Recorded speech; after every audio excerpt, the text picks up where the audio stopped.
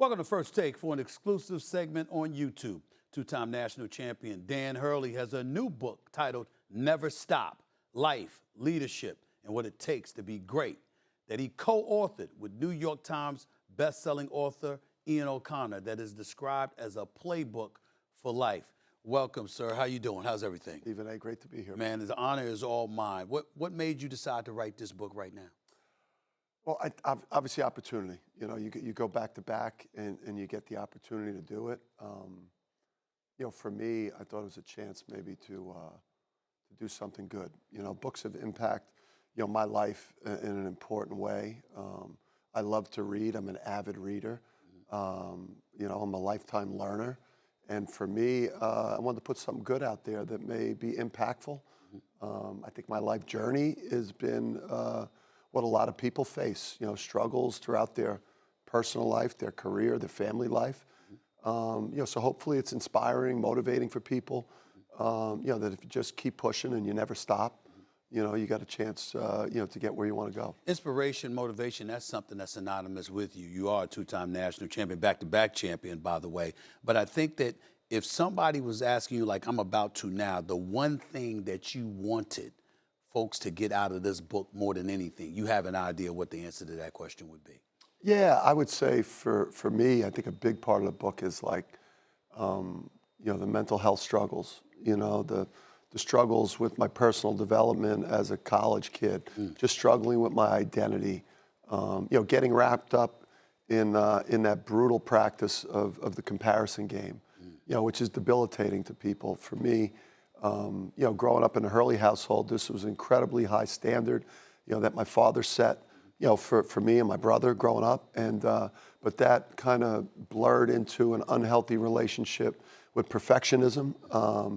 And it really took for me to get out of my funk and to try to find myself through that tough time was like, you know, working on myself, meeting my wife, and finding my purpose, which is coaching. I often wondered. I mean, I heard you say that before, and I remember you come to UConn and you don't make the NCAA tournament the first couple of years, and then you do make the NCAA tournament, but you go home in the first round, and then after that you win back-to-back national titles, for crying out loud. So when you talk about this level of perfection, I mean, what was the road before you won those national championships? Like, I'm wondering. It almost seems as if after winning the national championships, life was harder for you than it was in pursuit of the championships. Yeah, I think the pursuit is always better. I mean, the pursuit is, it's a little more fun. What do they call that? You know, like the innocent climb from The Winner Within with Pat Riley back in the day. But yeah, I mean, it took failing. You know, it took first round exits to be self-aware enough to make the corrections as a coach. The areas where I wasn't championship caliber with the way I put together the roster, you know, with not being a good enough offensive coach. I think it's real easy, right, you know, to like blame others when your team fails. I got to change my staff, you know, these players aren't good enough. I'd take a look in the mirror and change some things about the way we attacked, playing the game, and it led to 2 national championships. Last year, you guys finished 24-11, if I remember correctly. But, you know, you had only lost 3 games when you won the back-to-back national title.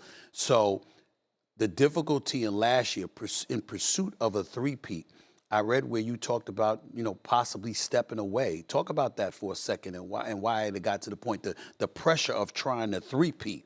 That's a beautiful scenario for most people. Yeah. For you, it almost seemed miserable. Yeah, it was. And if you look at my life, I kind of have always been like a third Hurley. You know, I've always been Bobby's brother. You're always little Hurley, Coach Hurley's son. Right. And now you finally climb the mountain. You get your back. You have your kind of Hurley elite moment. Then you get offered the Lakers job. You know, the ego was at an all-time high going into last year. And you know, then you realize maybe, you know, at some point early in the year, you don't have a championship team. So I coached angry the whole year. You know, I coached my team mad at them that I didn't put together a good enough squad. And I think you saw throughout the year just, you know, a coach, you know, whose ego at times got the best of him, didn't have his best year. So, you know, obviously you take that, you learn from it. When did you realize you didn't have a championship squad? At what point in the season was that? Was that the first month, 2 months in, 3 months in? When did you realize it? No, probably like 2 weeks into the summer. Wow. I mean, All right. you know, when you've been around teams, you know what you got, and you don't really, you can't talk to the media in the preseason, and now try to, you know, like lower expectations. Hey, I don't think we could three-peat. You know, I was still, even though I knew we didn't have a squad, I was still pressing to be ranked #1 in the preseason, hoping that we'd have some magic once the game started. But you got a pretty good idea whether you got a squad that can do it. And I don't feel that way about this year's team. This year's team could do it. Did you find yourself regretting turning down the Lakers job? And if so, was it before they acquired Luka or after? I'm just asking. I'm just asking. I mean, Luka and LeBron together, you could have been coaching that squad. Maybe when I was in Maui, when I was melting down in Maui, having a volcanic explosion. Right. Maybe briefly there, and maybe when the weather got bad in Connecticut and it was snowy and icy and dark at 4 o'clock. And I wish I was in SoCal, you know, where the weather was nice, but not to the coaching part. You know, I coach.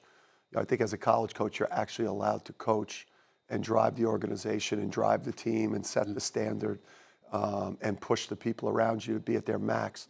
And I'm not sure if you're afforded that same responsibility or opportunity. You know, as an NBA coach, it's you know, probably a little bit more of a player-led team. One of the things that I've said about you is that, you know, no disrespect to the great Bill Self, or great John Calipari and others, but at this particular moment in time in college basketball, you're the standard. That's how I view you. I look at you as the standard when it comes to college coaches. And I'm wondering, how excited are you about the college game at this particular moment in time compared to what we all once were when it came to college basketball? How are you feeling these days about it? Yeah, I think there's a huge window to continue to grow the sport. You know, like March Madness is the second biggest sporting event that we have in the U.S. on a yearly basis. You know, you're talking about something that the revenue is close to, you know, $1.5–2 billion on just March Madness. So there's an opportunity here, I think, for universities to figure out how to monetize this, you know, college basketball. But I also think there's a great onus right now with the NCAA just to get a lot more structure right now with the portal and NIL, right? Just getting some guidelines. It's almost like a game where no one knows the rules to right now. So we need a commissioner. We need somebody in charge of our sport, because I think it's got the chance to grow exponentially. And, you know, and believe it or not, and I'll say this as my last question. I mean, I know you're known for having a demonstrative coaching style and stuff like that. I have no problem with it whatsoever. I think it's what the sport needs. I think you're great for the sport. I think you help draw eyeballs to the sport, and I think it's in desperately need of it because of all the changes that have taken place, the NIL, the transfer portal, and all of this other stuff that has made guys, some would argue, like a Roy Williams, like a Mike Krzyzewski, say, you know what, enough's enough. It's time for us to step away and let some new blood come in. You are new blood, but you're achieving on a very, very high level. And I'm wondering what level of responsibility you feel to sort of uplift the sport, because you're such a magnetic figure.